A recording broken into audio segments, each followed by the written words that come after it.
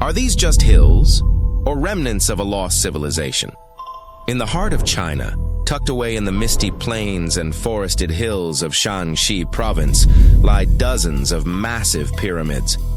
At first glance, they could be mistaken for natural mounds, but look closer, and you'll see shapes too precise, too intentional.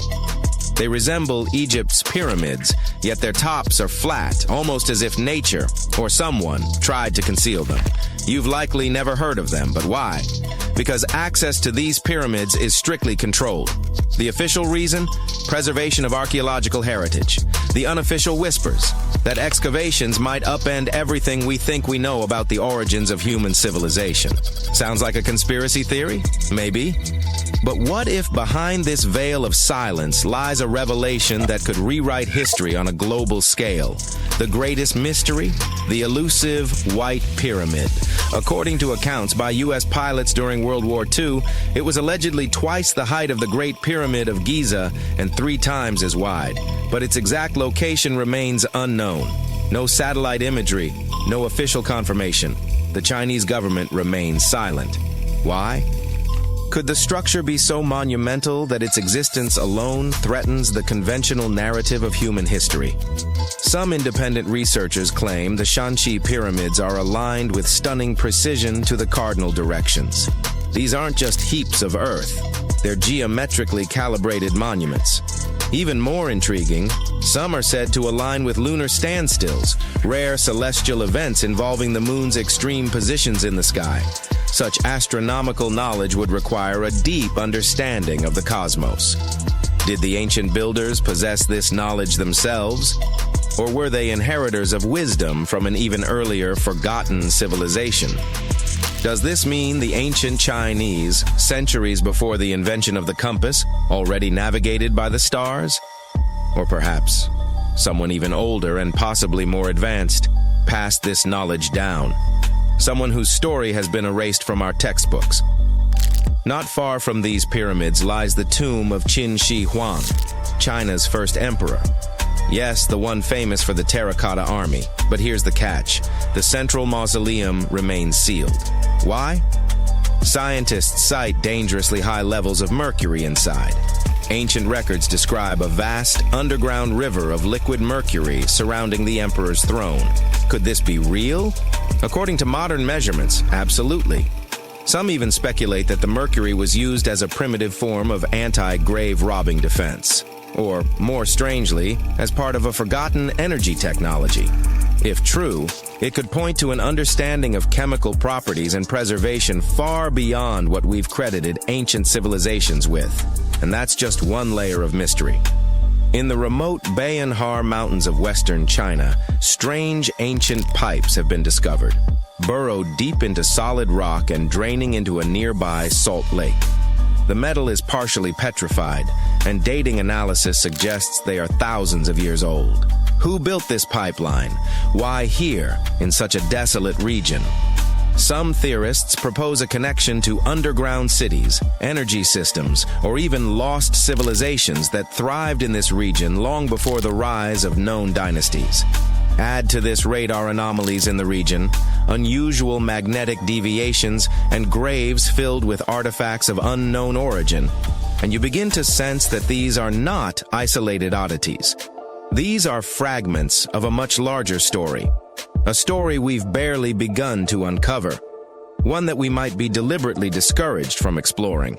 The Chinese pyramids, with their impossible proportions, celestial alignments, mercury-filled tombs, and ancient engineering, paint a picture that is both haunting and irresistible. Like a riddle left behind in stone, they seem to ask us, do you truly understand your past? We like to believe we understand our past. That civilization moved in a straight line from primitive to advanced. That we are the pinnacle. But sometimes discoveries like these disturb that comforting timeline.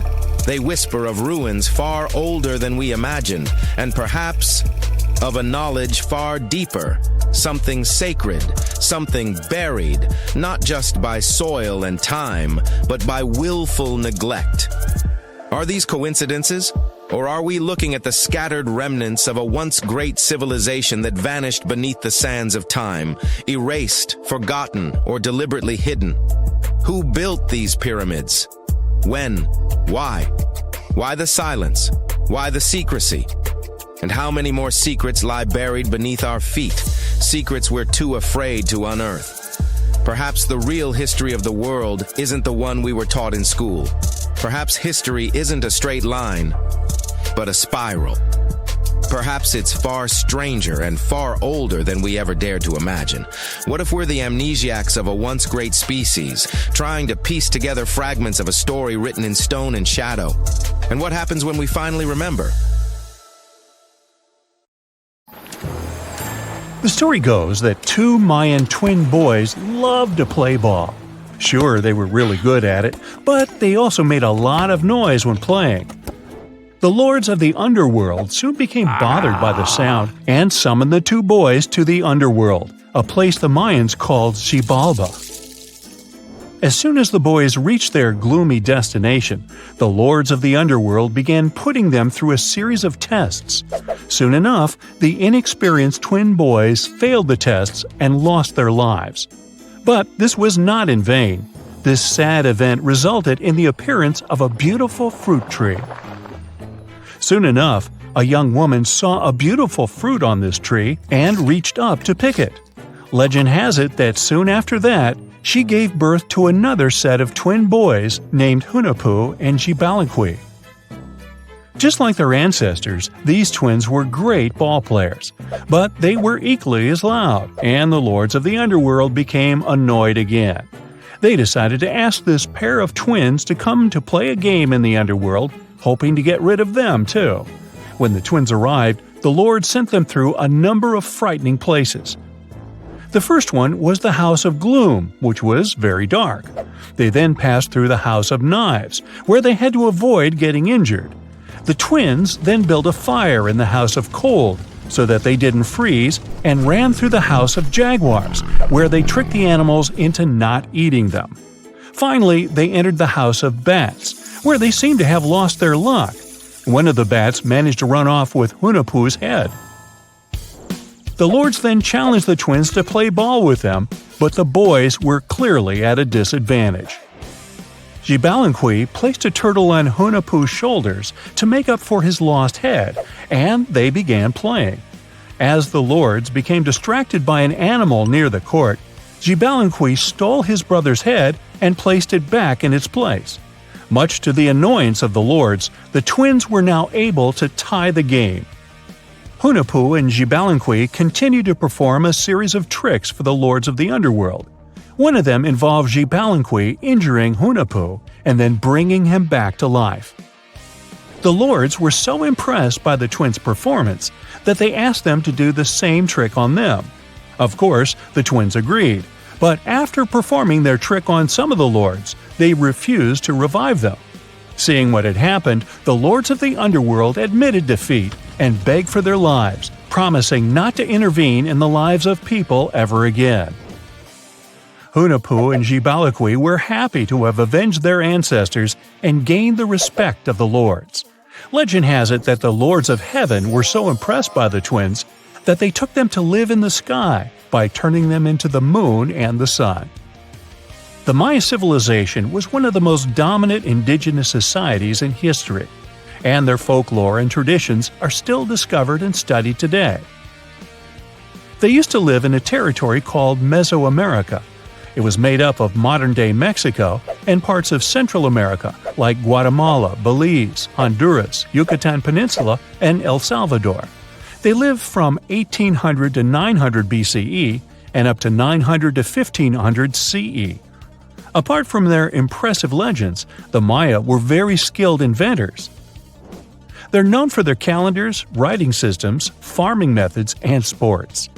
Their writing, for example, was found preserved on buildings and stone monuments, as well as in rare books and pottery.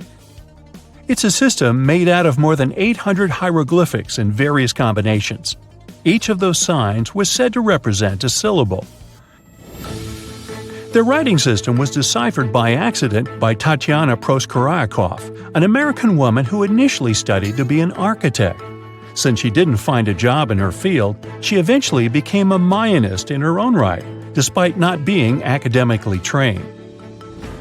She was the first to notice that the Mayan upended frog glyph meant birth, and that their toothache glyph meant the date when the king ascended to the throne. It made it easier for scientists to pinpoint birthdays, as well as the names of the rulers of a specific Mayan dynasty. They also invented the concept of zero, which is seen as one of the greatest innovations in mathematics, physics, and human history altogether. Sure, even back then, people understood the idea of having nothing, but the concept of zero as a number is a relatively new invention. A fun fact about Mayans is that they really liked hats.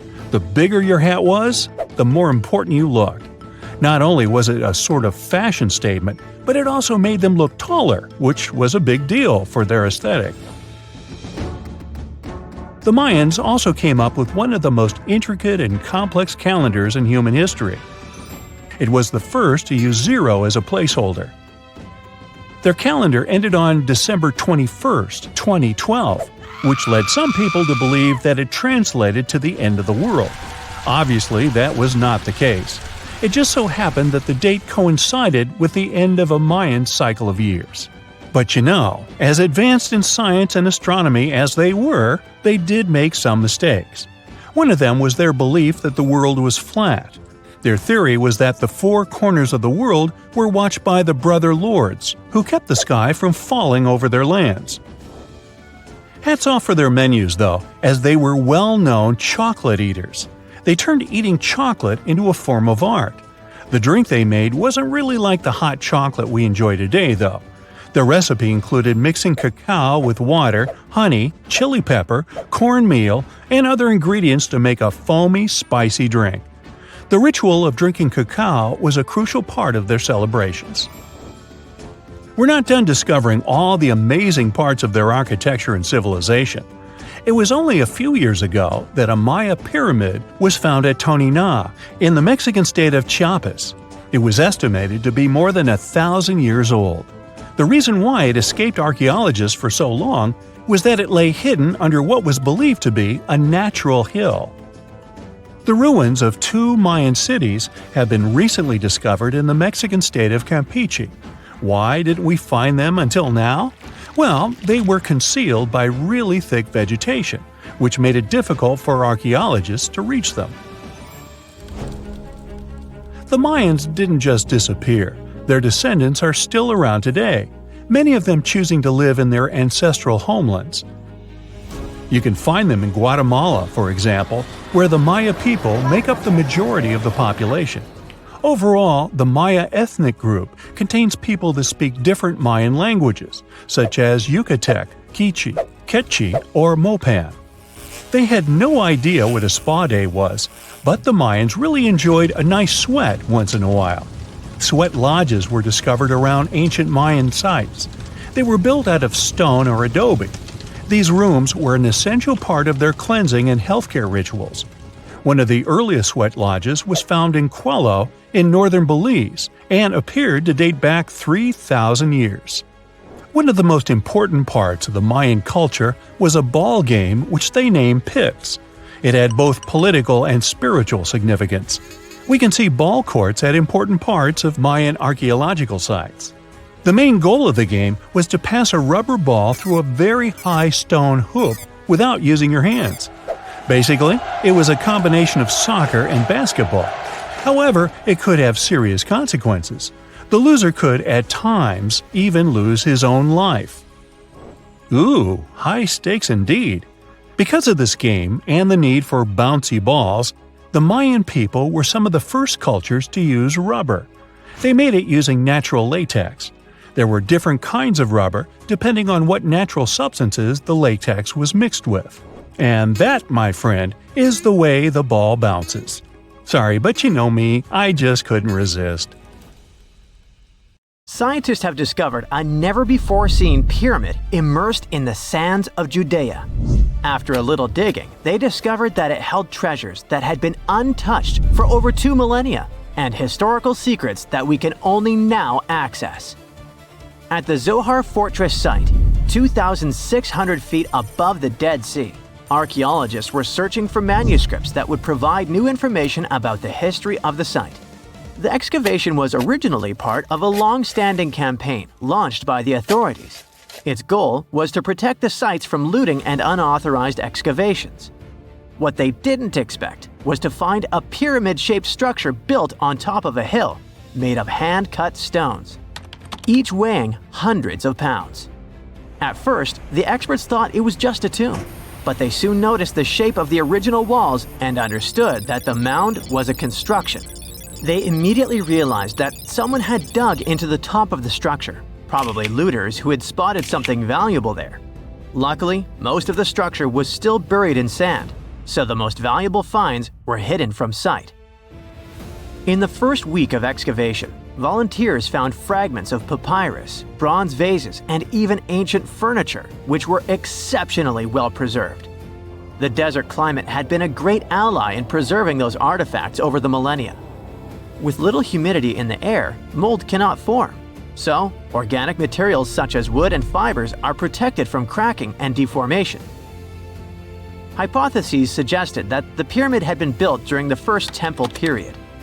However, new discoveries have shown that it's more recent, from the Hellenistic period. Considering this and the fact that the structure dates back 2,200 years, it's believed that it probably appeared shortly after the death of Alexander the Great, the famous ancient Greek king of Macedonia. At that time, his generals divided the former Seleucid Empire. Ptolemy took control of Egypt and the surrounding regions, including the Dead Sea area, while Seleucus took control of the north, which is now part of the Middle East. It's still not known for sure whether the pyramid was built under the rule of the Ptolemaics or the Seleucids. Both Ptolemaic coins and coins from the Seleucid kingdom have been found at the site. Even so, many scholars believe it was built when the region was under Ptolemaic control. Evidence also suggests that the building, despite its longevity, collapsed at some point. But that's not why it was abandoned by the ancient Egyptians, which begs the question of what purpose it was built for. Some believe it was used as a tomb due to its picturesque location on top of a hill. Others believed it may have served as a historical monument. However, one of the strongest theories is that the pyramid was a guard tower, protecting an important trade route along which salt and bitumen resources from the Dead Sea were transported to coastal ports. They also believe it may have been used by Ptolemaic officials to collect taxes from travelers. It would be something equivalent to our modern-day toll booths, or even port inspection agencies. Although the contents of the papyrus documents remain a mystery, it seems very likely they were written using the Greek alphabet, and some experts believe that they may have been tax documents, which would make perfect sense, given the theory that the pyramid was a guard tower. The team calls it a fascinating historical mystery that the dig is helping to unravel, but the find is just a grain of sand in an entire desert. The dig is part of a larger project that's been going on for a long time, and in the last 8 years alone, it has scanned 111 miles of desert cliffs and identified approximately 900 caves within that radius. Using rappelling equipment, advanced technology, and specialized documentation methods, archaeologists discovered thousands of rare items, such as hidden scrolls, woodworking tools, carpets, leather goods, and even treasures. For them, the Judean desert is an ancient vault just waiting to be opened to reveal its secrets. A few years before they found the mysterious pyramid, they discovered a cave that had served as a refuge for Jewish rebels almost 1,900 years ago. The site was about 262 feet from the top of a cliff, and because of its difficult access, it hadn't been explored yet.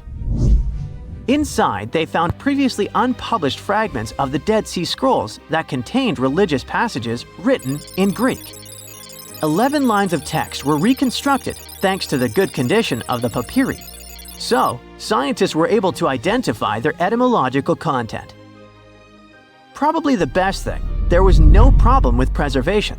Thanks to the dry and hot conditions of the desert, The artifacts were in impeccable condition. And there were other historical treasures there. The teams found rare coins, a partially mummified skeleton over 6,000 years old, with skin, tendons, and even strands of hair. There was also a giant basket made of plant fibers, considered the oldest in the world, more than 10,000 years old. With a capacity of up to 26 gallons, it was made about 1,000 years before the invention of ceramics. Speaking of historical treasures, there's another one that has caught the attention of the scientific community. A small piece of fabric that is around 3,800 years old. But it's more than just simple fabric. Dyed with the rare scarlet paint mentioned many times in ancient religious texts, this find is the oldest known evidence of fabric painted with a dye made from insects, known as scarlet worms. This is where the intense red hue comes from. It was a highly valued color, like royal blue and purple, because those insects lived in oak trees and could only be harvested for a short period during the year. So, those dyes were reserved for sacred fabrics, such as priests' clothes, marking status and religious importance. And although this discovery had great significance for archaeology, its size was actually tiny, measuring less than 1 inch. The fragment was discovered in 2016 during excavations in the so-called Cave of Skulls, but it's not known exactly how this fabric got there. According to experts, it's evidence that people knew how to dye wool fibers already 3,800 years ago or so. It also provides us with proof that the ancient textile industry already used animals at about the same time people began to create written sources. Fabrics painted using this type of dye were recorded in more recent periods. But what makes this piece really special is the fact that it is much older than any other. Another important discovery was made in 1980, when scientists found a seed that was over 1,000 years old, which turned into a mysterious tree named Sheba. They spent 14 years cultivating this plant, which is now about 10 feet tall, only to discover later that it could belong to an extinct lineage of trees that had grown in the region. The seed dates back to a period between 993 and 1202 CE, and they believe that Sheba may be a biblical tree commonly associated with healing. Although it's not been possible to identify the exact species, since the tree hasn't flowered, we know that it belongs to the genus Commiphora, which is related to famous African plants, such as the myrrh tree. But time has revealed something even more special. Its leaves and resins are rich in compounds that have medicinal, antioxidant, and even skin-soothing properties. This means that the tree may represent a forgotten lineage whose resin had medicinal value and was mentioned in ancient texts. This brings to light how ancient people dealt with botanical medicine. This just in, the world's oldest pyramid was built during the last ice age. And I'm not even talking about Egypt. I'm saying our ancestors might have spewed a 27,000-year-old pyramid in West Java. Gunung Padang is not exactly shouting pyramid. It's more of a mound with huge scattered stones tossed all over it. But local people seem to revere it, and they have for centuries. It wasn't until recently that the Indonesian authorities decided to excavate a bit deeper to see what all the fuss was about. They ended up finding the remains of a human settlement. It was rather unexpected, since the mound is pretty high up. This excavation could only prove there were humans in the area as far back as 45 BCE, which sounds reasonable. It was up to an Indonesian geologist named Donny Hillman to prove that Gunung Padang is the world's first pyramid. He used all sorts of new technology to support his claim. Our guy used carbon dating, which digs deep into the earth and takes whole chunks of soil. He found layers and layers of constructions, like he was digging up Rome and finding ancient buildings buried in the ground. His research proved that there had been caverns and even rooms down there, which could only mean one thing: humans. As for the rocks located up in the mound, they were most likely strategically placed by the people who lived there back in the day. They needed a place to meditate, so they arranged things in a harmonious way. Their smooth surfaces wouldn't be the result of years of erosion, but the works of great sculptures, the Michelangelos of their day, let's say.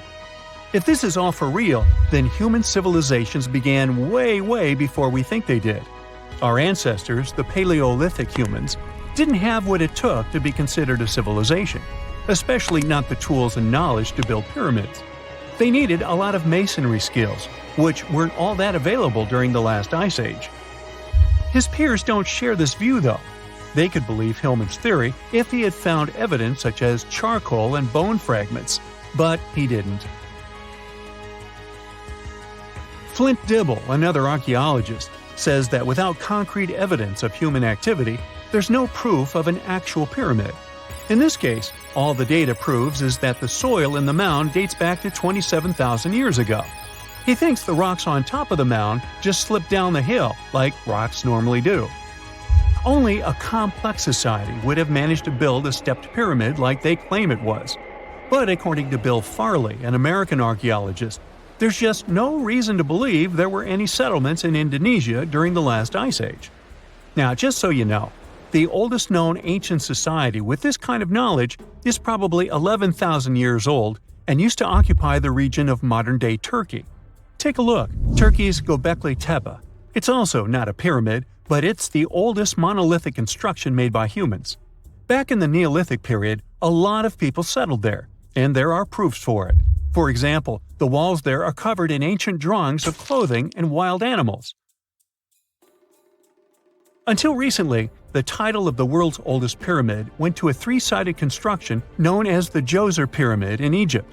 Djoser is located just a few miles south of the Giza complex in a town called Saqqara. It made its way to popular culture more than once. In the 18th century, it became a common feature in European paintings. Young men from the cultural elite did a grand tour around the world, and Saqqara was at the top of their list. It was also featured in the video game Assassin's Creed, with a digital representation way more accurate than many historical drawings of the thing. That was kind of a big deal in ancient Egypt, to build pyramids for kings to spend their afterlives. And if you thought the Khufu pyramid was the oldest one in the world, well, Djoser was built 70 years ahead of that time. The development of new technology has allowed archaeologists to make groundbreaking discoveries, and a new, or should I say ancient pyramid in South America might win the title in dispute. It turns out that pyramids were also pretty fashionable in the Americas in the old days. Among them are the iconic pyramids of Guatemala's Tikal temple complex, the same ones that appeared in Star Wars No. 4. But to find the oldest pyramid in the Americas, one would have to travel to Peru. Deep in the Peruvian desert, archaeologists stumbled upon a sprawling ancient metropolis known as Caral. At first, researchers believed that the settlement was pretty recent, since the site was way too complex for ancient technology to handle it. As we said, Caral is a desert town, like Las Vegas, but without all the hoopla. This means no easy access to water. And for cities like these to thrive, they need a considerable irrigation system, which leads us back to complex technologies. The Peruvians surprised us all with this new discovery. This site was huge, filled with an amphitheater, houses, and religious buildings. The whole thing probably sprawled through 370 acres. And when scientists went to test their initial hypothesis using radiocarbon dating, they found that the city probably sprung around 2027 BCE. On the site, archaeologists found 6 pyramids that could possibly predate the one in Saqqara. As far as they know, both civilizations coexisted in the same time period, in opposite parts of the world. But since researchers can't pinpoint the exact age of Caral's pyramids, it's pretty hard to guess which civilization completed their pyramid first. If only we had a crystal ball.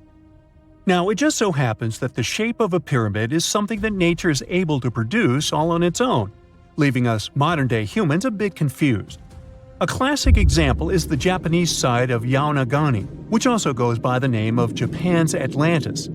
The entire monument is about the size of 5 football fields and the height of a 5-story building. Explorers and scientists believe that Yaonagani dates back to 10,000 years ago. For Japan's top marine geologist, Professor Masaki Kimura, Yaonagani is the heritage of a lost civilization. Kimura has dived into exploring the ruins over 100 times over the past 10 years. To him, there are clear signs of human activity down there. Check out this triangular-shaped pool on the monument's surface. Kimura thinks it's actual proof of humans, because this triangle-shaped concave is a historical symbol of water fountains in the region. As it happens with a lot of these cases, not all scientists are convinced the same. For many, Yonaguni is probably the result of thousands of years of erosion, and the fact that the monument is composed of one massive rock leads them to believe it is not really human-made. Sure, these huge basalt columns may look like the ruins of a palace, but they're most likely the result of the intense volcanic activity in the region. And speaking of natural formations that really look like a human made it, a pyramid on Mars has been a hot topic lately. Humans have been keenly trying to prove that there is life on Mars for quite some time. But some are stretching it really far, saying that little green or gray people built a pyramid on the planet to try and build their own civilization. This picture was taken over a decade ago by the Mars Reconnaissance Orbiter, the MRO, but it started to resurface recently. It shows what looks like a three-sided pyramid. Some people claim that the smooth side of the pyramid could only be the effect of otherworldly work. Then science comes along and explains that Mars is home to one of the deepest canyon systems in the whole solar system. The so-called pyramid is located in what is known as the Kandor-Chasma region. This Martian region has a bunch of similar formations that are nothing more than the result of erosion. Nothing supernatural going on there, apparently.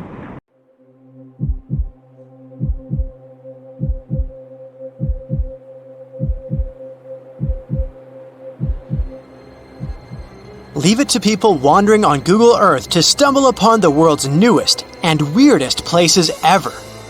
Like this mysterious pyramid discovered in Antarctica. Soon enough, the internet blew up with all sorts of theories regarding this unusual shape. Could it be a sign from a different life form? Is this pyramid indeed natural, or is it man-made? For starters, it's not the first time we've discovered a pyramid in the Antarctic. The first one was observed by the British Antarctic expedition in the 1910s and kept secret for a long time. Its discovery being kept hidden only added to the mystery. A second such structure was discovered in 2016, which further increased the interest in the matter.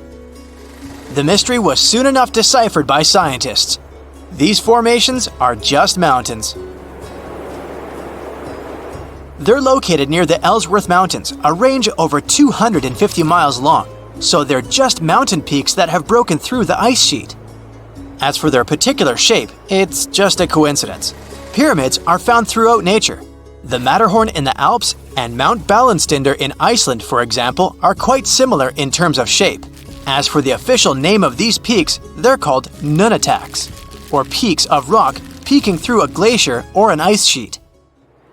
Antarctica has way more incredible features, like the fact that it's home of 60 to 90% of the world's fresh water.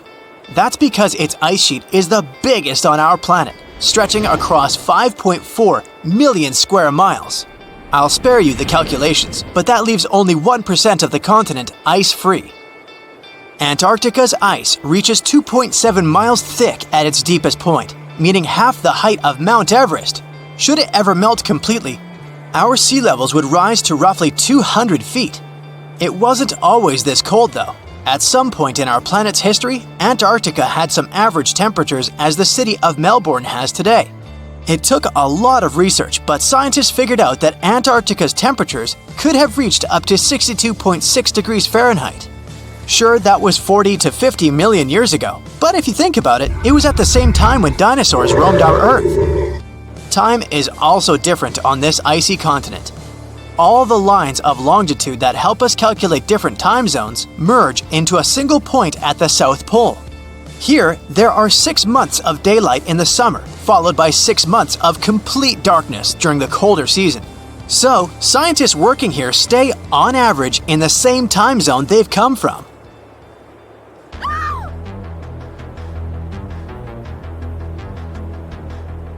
The Blood Falls aren't a chapter of a thriller movie. They are merely a series of waterfalls located in one of the driest regions of Antarctica. They emerge from an underground lake filled with a special type of bacteria. These little organisms use sulfates as fuel instead of sugars, which makes them very intriguing for scientists. The water contained in this lake is so full of iron that it basically just rusts when it meets air. So, the reddish color of the waterfall also gives it its trademark name. The megalodon was the largest predator ever known in our planet's history. In terms of its location, the megalodon lived practically in all waters on our globe, except near the poles. The reason why there are no megalodon teeth found in Antarctica is probably because the gigantic creature was adapted to only warm tropical and subtropical waters. If you plan to visit Antarctica by boat someday, just know you might not get there on a non-metallic boat. The hull of your transportation device must be made of either steel or aluminum to withstand the harsh weather conditions here. Antarctica isn't home to a lot of bugs. In fact, there is only one true species of insect that calls this place home. It's a wingless midge called Belgica antarctica. This fly is so tiny that it only reaches 0.08 to 0.23 inches long, but it's still the Antarctic's largest terrestrial animal. A lot of Antarctic fish also come with an antifreeze substance in their blood. They don't necessarily need it for protection against the cold temperature, but mostly against touching ice. These antifreezes are made up of large glycoprotein molecules. They surround any small ice crystals that may form, making sure they don't spread through the animal's tissues, which could cause a lot of damage. They also create a sort of small pillow blocking the sharp ice crystals, so they're less likely to cause any pain. It also doesn't rain a lot here on this icy continent, but one amazing meteorological quirk of Antarctica is that it's full of diamond dust. This dust is basically small ice crystals that pop out of humid air close to the Earth's surface. Think of it like an icy fog. As they flow through the air and get touched by sunlight, they begin to sparkle, making visitors here feel like they're surrounded by diamonds. It's probably the last place you'd want to go into labor, but in 1978, the first person was born here ever. Emil Marco Palma was its name, and ever since, 10 other people have been born here in Antarctica. There's a lake on this icy continent that is so full of salt, it makes it impossible for it to freeze over, even if temperatures can go as low as 5 degrees Fahrenheit. That's because pure water freezes at 32 degrees Fahrenheit. Water that has salt in it, or any other substance for that matter, will freeze, but at a way lower temperature. That lower temperature is adjustable depending on the substance itself and the amount that has been placed into the water. Antarctica was the last official continent to be discovered. It remained completely unseen until the 1820s. But it took another 20 years to confirm it was actually a continent and not just a group of icy islands. Just because it's really cold here doesn't mean you can't go on a date here. One December night, an American scientist that was posted in Antarctica logged into a dating app simply out of curiosity. He was certain no other profiles would show up, but to his surprise, he found someone soon enough. Another researcher who was stationed just 45 minutes away, by helicopter of course. They eventually got together and went on the first date in Antarctica ever recorded. Apart from ice, this continent has something else way more abundantly than any other piece of land on Earth: meteorites. If we look at the research done by scientists, meteorites have equal chances of reaching any place on our planet. However, once they go through our atmosphere, the situation is a bit more complex. That's because different climates on our planet, like the humid ones found near the jungle, have a lot of moisture and oxygen, which will corrode most meteorites. The climate in Antarctica is really dry, so the possibility of meteorites corroding is little to none. More so, it's way easier to spot these rocks on the icy white surface of this area than in any other place on Earth. If you're not scared of the cold, you'll surely freak out when you hear about the winds here. That's because Antarctica is for the most part the windiest place on Earth. Wind speeds have been reported here to reach even 200 miles per hour. We all know how it goes. Homo sapiens are way smarter than Neanderthals. Neanderthals were primitive, and we're much cooler than they were, right? Now, what comes to mind when you hear the word factory? Probably something like this. Lots of Homo sapiens, people, working in different departments, huge production lines, packaging, sorting. You can't fit a Neanderthal into that image, can you? Hey, don't be such an evolutionist. We don't judge people here by the stage of their development, okay?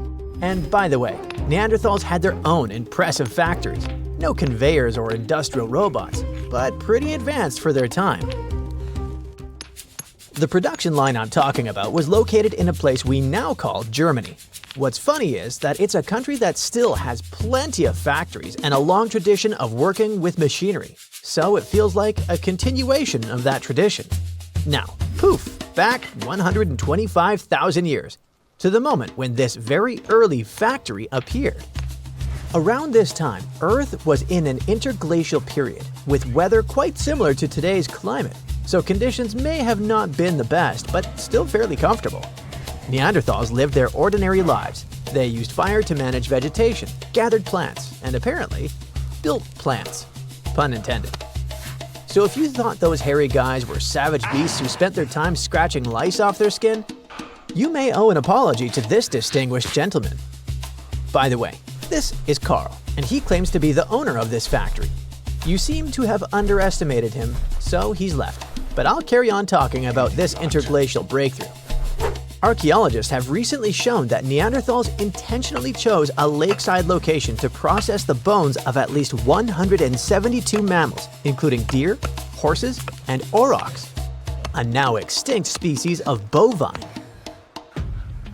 The study demonstrates that the inhabitants not only broke open large mammal bones to extract marrow, but also ground the bones into thousands of fragments and heated them in water to extract calorie-rich bone grease. Think of it as a food manufactory making flavorful Campbell's soup ready to hit the shelves at your local supermarket. I know it sounds far-fetched, but what I want to show here is that we now have evidence that even Neanderthals had pretty advanced techniques of food processing.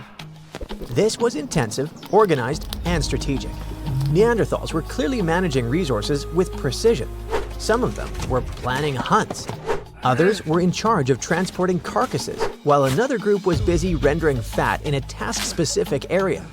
They definitely had no nutritionists, but they did understand both the nutritional value of fat and how to access it efficiently. Just one example. Scientists now think that when it came down to caching carcass parts, they would do so across the landscape for later transport to the grease rendering site. You know how all factories are supposed to meet production targets? Same here. Experts believe Neanderthals understood there was a certain fat quota they needed to meet to make the literally bone-crushing process worthwhile. Now, you may say, well, it's just one example. It doesn't mean that Neanderthals were that advanced. True, good catch. However, there are more examples, and here's one of them. Technically speaking, in addition to food-related production lines, these guys may have had a chemical production factory. You see, there is evidence that Neanderthals made stone tools using a multi-ingredient adhesive, which they couldn't buy at Dollar Tree for very obvious reasons. The factory headquarters wasn't in Germany this time though, but in Gibraltar, in Vanguard Cave to be more precise. While studying this area, scientists stumbled upon a small hearth that may have functioned as something close to an ancient adhesive workshop. So chances are that Neanderthals were using fire not just for warmth or cooking, but as a controlled tool for producing useful materials. Now, let's see how this hearth worked. If you've ever cooked sauces, you know how they thicken once the temperature goes up. Neanderthals may have spotted something similar while using fire for its basic function, cooking. They put two and two together, and bam! They started glue, or rather, tar production. The controlled fire helped them regulate heat precisely enough to produce a perfectly sticky texture. That tar could then be used to fasten stone blades or other sharp pieces onto wooden handles, with sinew or plant fibers helping secure the joint. If you wonder what the recipe was, scientists managed to reconstruct it, sort of. Basically, it involved burned rock rose leaves, but there was a secret ingredient for the process to work: guano. Guano is what's left of bat and bird feces once they've decayed. It sounds quite disgusting, but it worked, and that's what matters. Let's check out the structure itself. It's quite small. A round pit roughly 9 inches across and about 3.5 inches deep. Its walls are sharply cut, and 2 narrow trenches extend outward to the north and south. The working idea is that Neanderthals packed the pit with rock rose leaves, then sealed it with damp sand and soil, likely mixed with, you guessed it, guano, to limit oxygen entering the chamber. A small fire, probably fueled by grasses and shrubs, would have burned above the sealed pit. As the plant material heated, it released a thick brown resin. Producing that resin required temperatures in the neighborhood of 300 degrees Fahrenheit or more. However, it took scientists some effort to understand what happened inside the hearth. They had to analyze residues from the walls and floor using several chemical techniques, including mass spectrometry. This technique identifies and counts molecules within a sample. It was necessary to reconstruct the likely production method. Once they ran those SMART tests, they moved on to the next step, which involved a tad of elbow grease. They recreated the setup themselves, building experimental hearths that matched the original in size, shape, and materials. In 4 test runs, the recreated hearths successfully produced resin, which supported the proposed explanation. Alright, it feels like those prehistoric production lines prove that Neanderthals were much cooler than we thought. A typical idea is that Neanderthals were just wandering hunters, but they probably were not. And it's not only about their production setups. There may be evidence suggesting they organized coordinated hunts that lured wild horses into traps roughly 200,000 years ago. We go back to Germany once again. At the archaeological site of Schöningen, researchers uncovered wooden spears, double-pointed sticks, stone tools, and the butchered remains of more than 50 horses of different ages. After a couple of tests, scientists realized these finds are about 100,000 years younger than earlier estimates. The material was excavated in the 1990s from sediments along what used to be a lakeshore. With the updated dating, scientists think the site reflects a period when Neanderthals were already living across Europe. Zoo archaeologists argue that these hunters could understand horse behavior well enough to organize group hunts, steering entire horse families toward carefully chosen ambush points. Yikes! Chances are that by about 200,000 years ago, Neanderthals were cooperating in increasingly complex ways. Organized hunting, shared planning, and coordinated action may have been part of their social life, and they could have possibly reached levels similar to those seen in early Homo sapiens communities. Earlier estimates placed the Schöningen tools and horse remains at roughly 300,000 years old. There were no labels, of course, so scientists had to turn to pollen preserved in the sediment layers, which they used to match local vegetation changes with known global climate cycles. Under that older timeline, the hunters at the site might have been Neanderthal ancestors or another ancient human species known as Homo heidelbergensis. But the new timeline points more directly to Neanderthals themselves. To refine the age of the site, a team of scientists analyzed how amino acids, the chemical components of proteins, had gradually changed structure after passing. They examined 4 snail shells, 15 tiny crustaceans, and 8 horse teeth from the same sediment layer that contained the spears. Once they measured these molecular changes and combined the results with pollen records and climate data, the researchers calculated how much time had passed since those organisms died. The results consistently pointed to a younger age, around 200,000 years, placing Neanderthals squarely in the role of the hunters behind the Schöningen horse drives.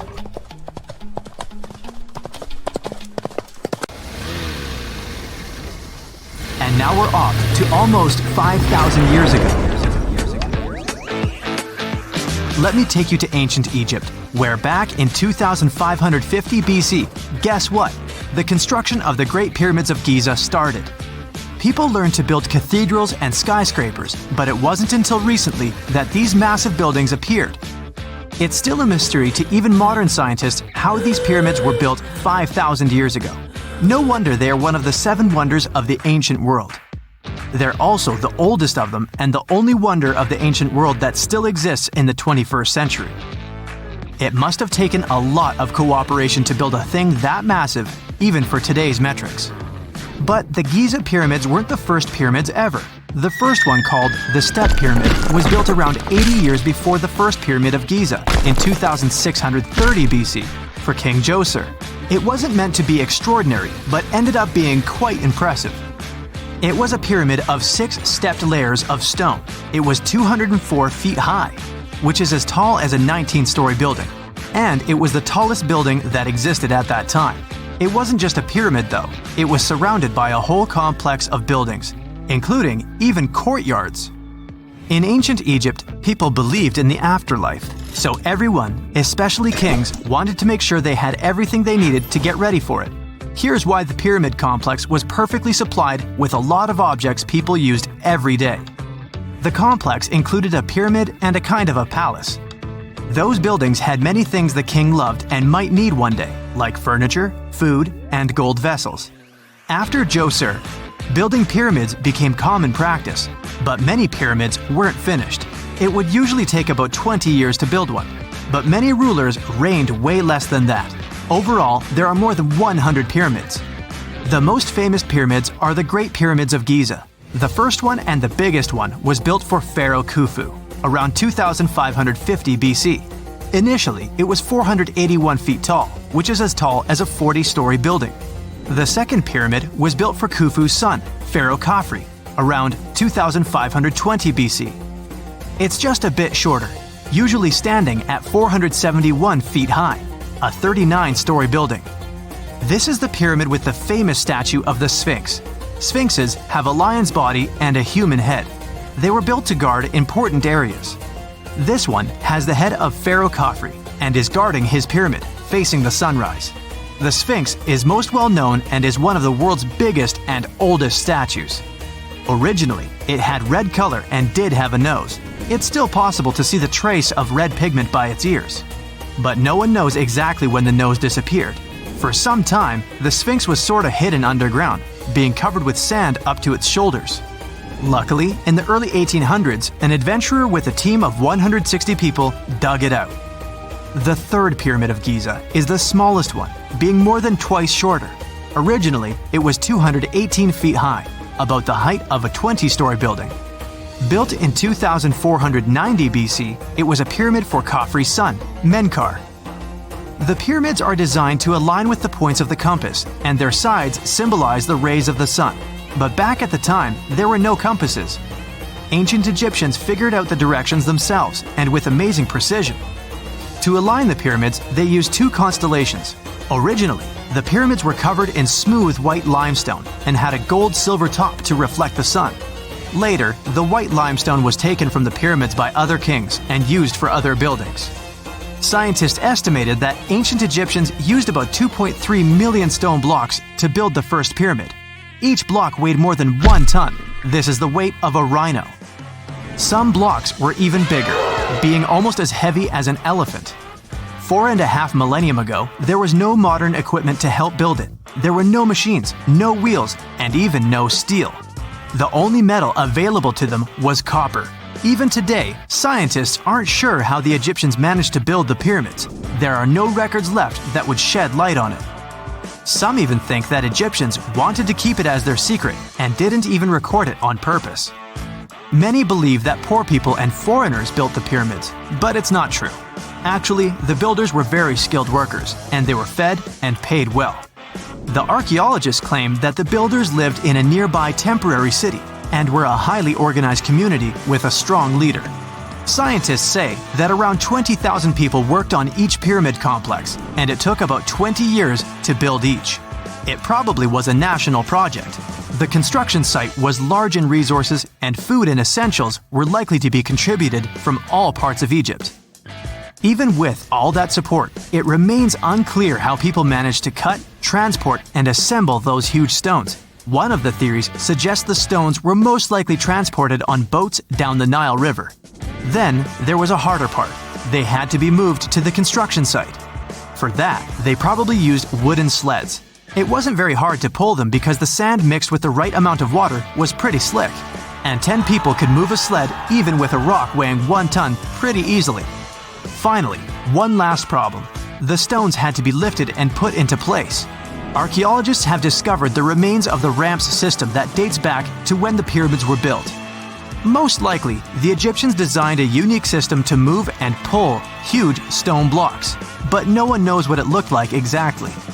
The most common opinion is that there were several ramps around the pyramid to help move the blocks. The ramp was growing with the pyramid getting higher. They suppose people were walking up the stairs, pulling the stone on the wooden sled up in the middle on the sandy ramp.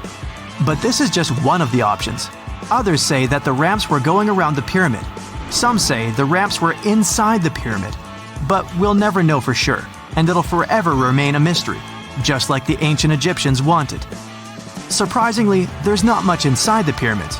Most of it is just solid stone with very little open space. But let's take a quick look inside the biggest of the pyramids of Giza.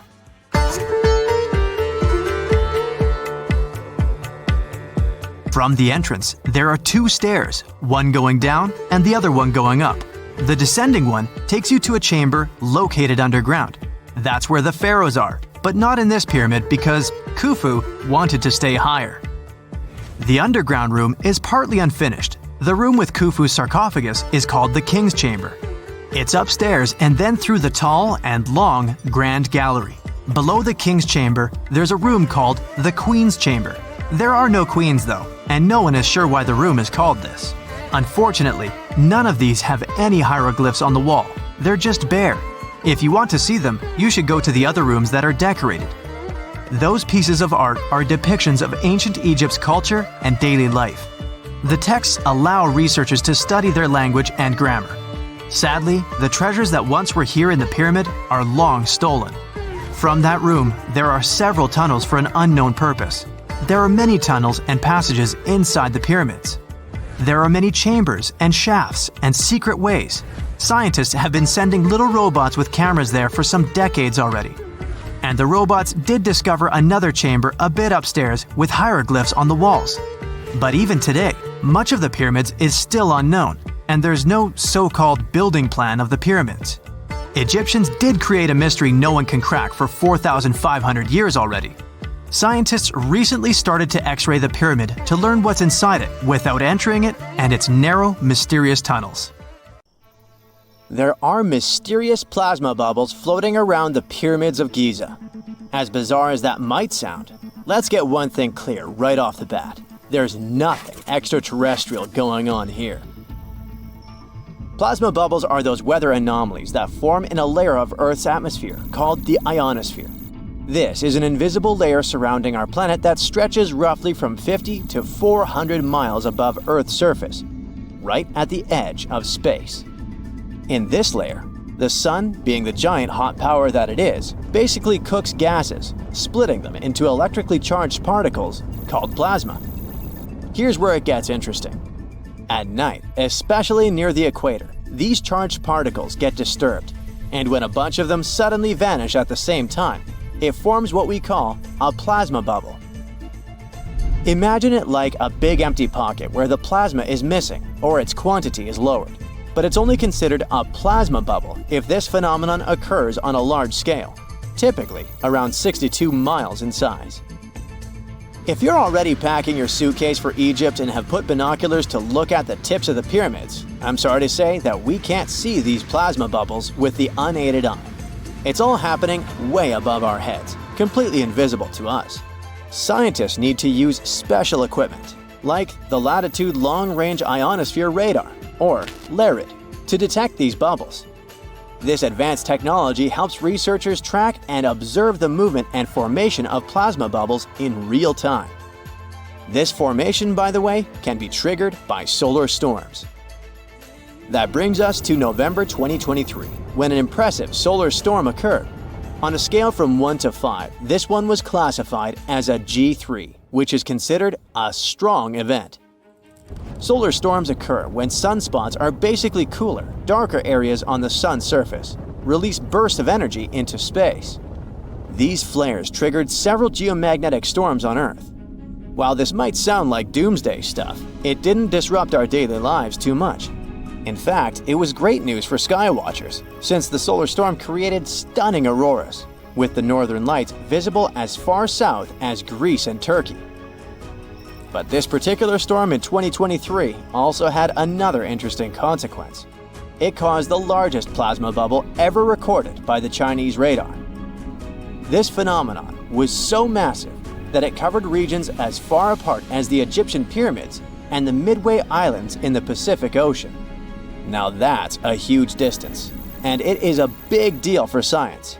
And that's because plasma bubbles are a growing threat to modern technology.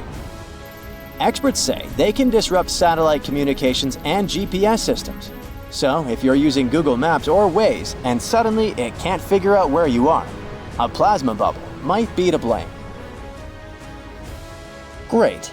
We now know what's going on with those bubbles, detected above the pyramids of Giza. But things get even weirder inside this ancient construction. Apparently, the Great Pyramid of Giza has the ability to concentrate electromagnetic energy within its interior. A couple of years ago, a group of researchers decided to see what would happen if they took this ancient architecture and hit it with radio waves. I mean, waves that are similar to the kind your phone uses, but on a much larger scale, up to 1,900 feet long.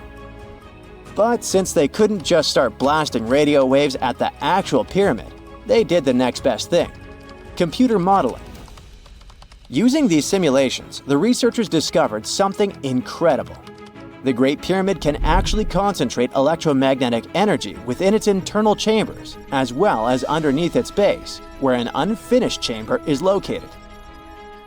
By concentrate, I mean something like trap it. For example, when you shout into a cave, you hear your voice echo back, right? The sound waves don't just disappear, they bounce around and get focused. Similarly, when radio waves hit the pyramid, they don't just pass through or around it. Instead, they get absorbed, bounce around, and focus inside and underneath the pyramid. Our list of mysterious phenomena surrounding the Egyptian pyramids doesn't end there. Inside the pyramid, there's a long, narrow passage that leads to what's known as the King's Chamber. This room sits at the center of the pyramid, and it's believed to have been the final resting place of Pharaoh Khufu, the ancient Egyptian leader who commissioned the entire thing over 4,000 years ago. When visitors step into the King's Chamber, two things normally strike them: the room's incredible acoustics and its heavy, imposing structure, which is entirely lined with red granite. Recently, scientists have started to connect these two facts. Some researchers now believe that the King's Chamber might be able to catch or pick up sound energy generated from other parts of the pyramid. In other words, this room might have been designed to amplify sound in a way that no other chamber in the pyramid can. To test this theory, researchers conducted an experiment where they sang in the Queen's Chamber, which is located directly below the King's Chamber. Here's where it gets wild. The music couldn't be heard in the lower underground rooms of the pyramid, but it sounded loud and clear in the King's Chamber. One possible explanation for this is the type of stone used in the King's Chamber: pink granite. Granite is known for its piezoelectric properties, meaning it can absorb energy from its surroundings, like sound vibrations, and convert it into electrical energy. This suggests that the chamber's unique acoustics might be due to more than just the shape of the room. It could be that the granite itself plays a role in amplifying and concentrating sound waves. According to scientists, these discoveries open up a whole new field of research into the pyramid's potential. Could the ancient pyramids have somehow harnessed the energy created by sound waves, or even Earth's natural vibrations? It might sound far-fetched, but considering the granite's piezoelectric properties are well documented in modern science, it's not entirely impossible. Who knows? Maybe we've only just scratched the surface of what the pyramids were truly capable of. Speaking of just scratching the surface, there's even more to think about, like how the pyramids ended up in such a perfect location. It seems the builders lined up the Great Pyramid with the cardinal points, meaning its sides are almost perfectly aligned with the four main directions: north, south, east, and west. There are many theories about how they did it, But one study suggests that Egyptians might have used the fall equinox to achieve this perfect alignment. During the equinox, the sun rises and sets directly in the east and west. It probably made it easier for builders to use the sun's position as a guide. By watching the sun during this time, they could make sure the pyramids were positioned just right. If we think about all these strange things about the pyramids, I mean their perfect alignment, the ability to concentrate radio waves, and the materials used in the chambers that might generate electrical energy, could the real purpose of the pyramids actually be much more complex than just being tombs? Well, Nikola Tesla thought so. It is said that the famous inventor and engineer was kind of obsessed with the Egyptian pyramids, and he wondered if they might actually be giant energy transmitters. He believed the shape and position of the pyramids could help them function as huge generators, capable of producing free, limitless energy. Some researchers agree with Tesla and believe that these massive monuments might have been designed as giant power plants. According to their theory, builders could have figured out how to move ions, those electrically charged particles in the atmosphere, by placing materials like copper, gold, and silver around the pyramids. So, it's definitely possible that the ancient Egyptians created a sustainable, renewable power source.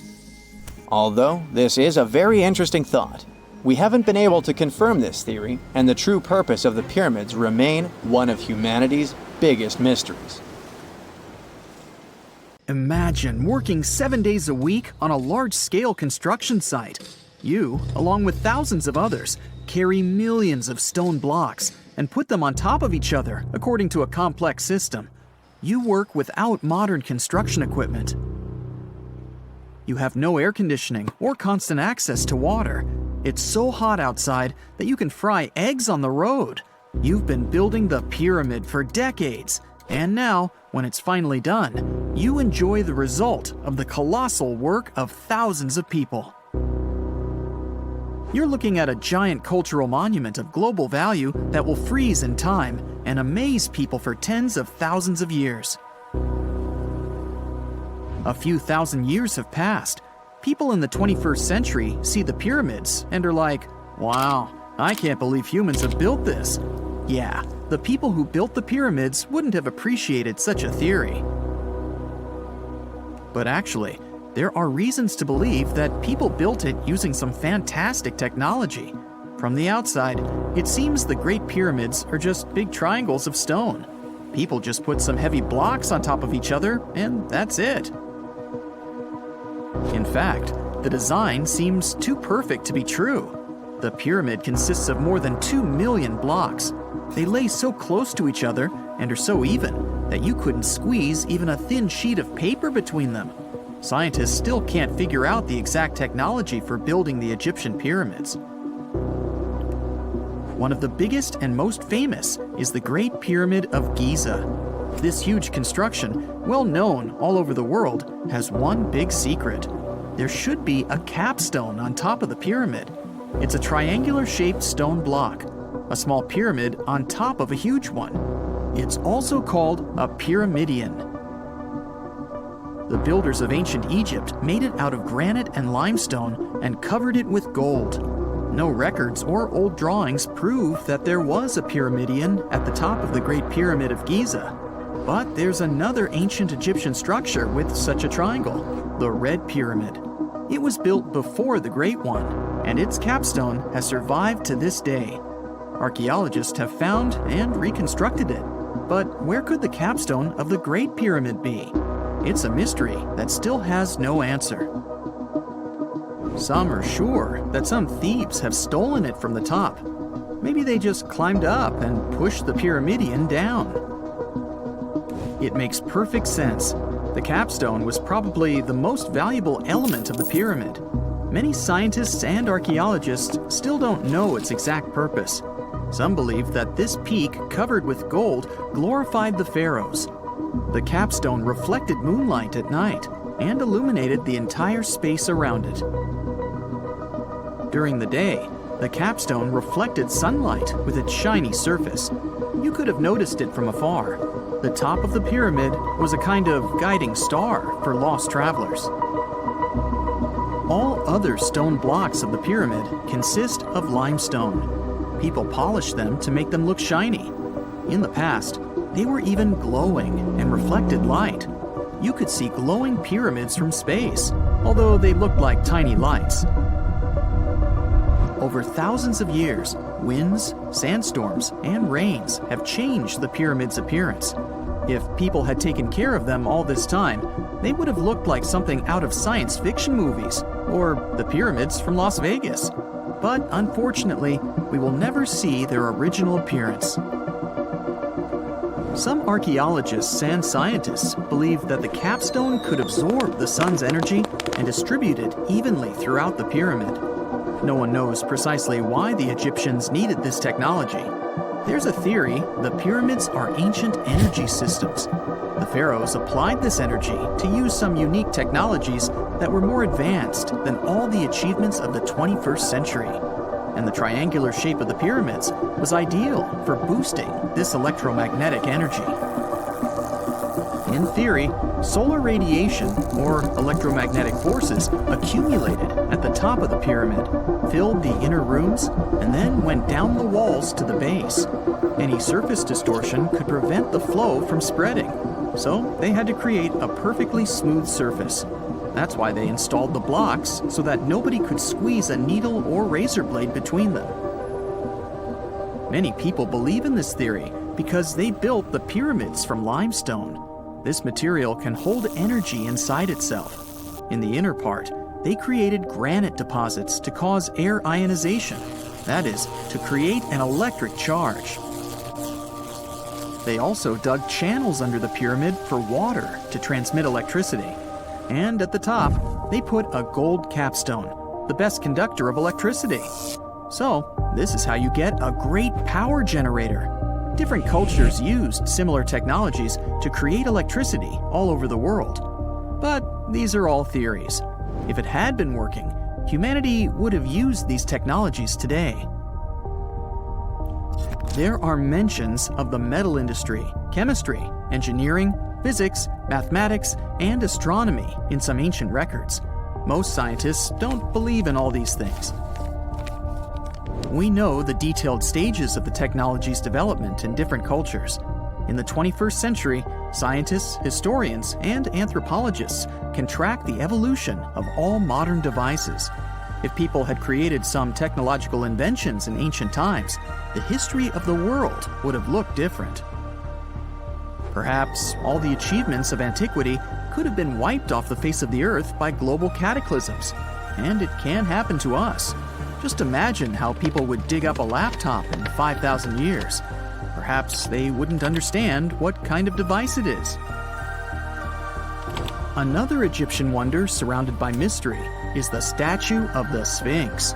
The Egyptians carved it out of a single massive piece of limestone about 4.5 thousand years ago. But scientists still don't know the exact date of its construction or who built it. People painted the Sphinx in different colors, so it looked much brighter and more vivid in the distant past. It was shining just like the Great Pyramids. Anyway, time hasn't only changed its appearance, but its name too. Initially, the Egyptians called it Hora-Mekhet. The Greeks renamed it the Sphinx about a few hundred years after it had been built. The Sphinx emphasized the greatness of the rulers of Egypt. It also performed a symbolic function of a watchdog guarding the tomb of the pharaoh and the paths leading to it. This version sounds realistic, since archaeologists have discovered many secret entrances at the foot of the Sphinx. Perhaps these rooms and intricate tunnels lead to underground halls with treasures. And treasures don't always mean gold and jewelry. According to legends and theories, the Sphinx guards the Hall of Records, the storage of all humankind's knowledge. The information about the ancient mythical state of Atlantis could be there. You can find many detailed maps of the internal dungeons of the Sphinx on the internet. They show structures 12 stories deep under the statue. It looks like a small city filled with gold, scrolls of knowledge, and various ancient artifacts. But don't believe all these maps. These are just theories. Several thousand years have passed, but people have very little information about it. Archaeologists know that there are still many strange and exciting things about the Sphinx that are still undiscovered. Some locals are afraid to research because they believe they can awaken something terrible from the underground depths. Therefore, it's mostly scientists from other countries who conduct the excavations. In 1998, scientists discovered strange tunnels leading to empty rooms under the Sphinx. They realized that some people tried to get there through tunnels in the past, and maybe those people took all the treasures that were there. One of the legends says that some powerful artifact lays beneath the Sphinx. Its technology can change the whole world, but the locals are hiding it because it can damage the planet. Some believe that you can find evidence of unknown technologies painted on the granite walls in the pharaoh's tombs. But most likely, these paintings and signs tell us the myths and legends of ancient Egypt. But what if Egyptian symbols and drawings are detailed instructions for using ancient technologies? What if the locals that lived at that time thought, people in the future won't be able to get energy themselves. Let's leave some detailed instructions for them. Anyway, there are many riddles and theories. In reality, the search for answers is a dangerous undertaking, since it's not easy to get into the underground halls. Excavations can ruin the structure of the entire Sphinx. Any person inside the tunnels may get lost and never be able to find their way back. Besides, it costs a lot of money. Now, what would be awesome is if people could invent some device that could scan underground areas and show their detailed models.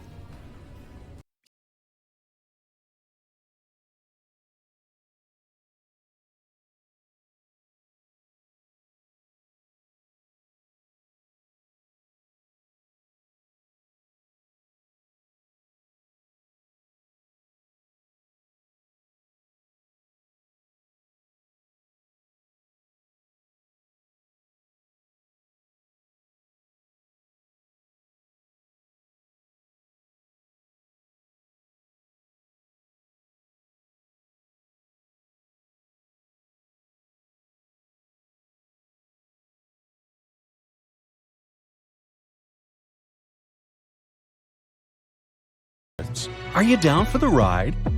Rainforests are dense and difficult to access. If you were an archaeologist, I'm betting you'd find them quite threatening as well. That's actually one of the reasons why we've been kept in the dark for so long when it comes to the truth about the Mayans. But take a look at this. You'd expect to see ruins like this in places like Portugal, England, or the United States. I'm talking about 130-foot wide roads, painted white to help travelers journey through the nighttime.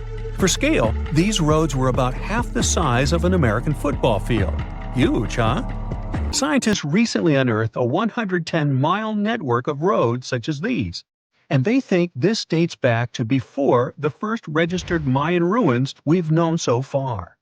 These roadways, which sometimes ran over swampy ground and were even elevated at times, are being called the world's first superhighways. Even if there is no registry of animal-powered vehicles, it's believed that the Maya used them to travel around a network of possibly 964 settlements. They were built like a huge spider web, and from what archaeologists have gathered, they worked as an implied system of economic and social interactions. This completely debunks the traditional idea that the Mayan pre-classic period, which dates back to 1000 to 350 BCE, was made of small tribal settlements. Imagine the manpower and engineering ability you need to muster to build something close to these white highways. Scientists believe that these causeways were built pretty much the same way as the Mayans built their pyramids. Oh, and if you're wondering about these gigantic pieces of architecture, don't worry, we'll talk about them in a bit.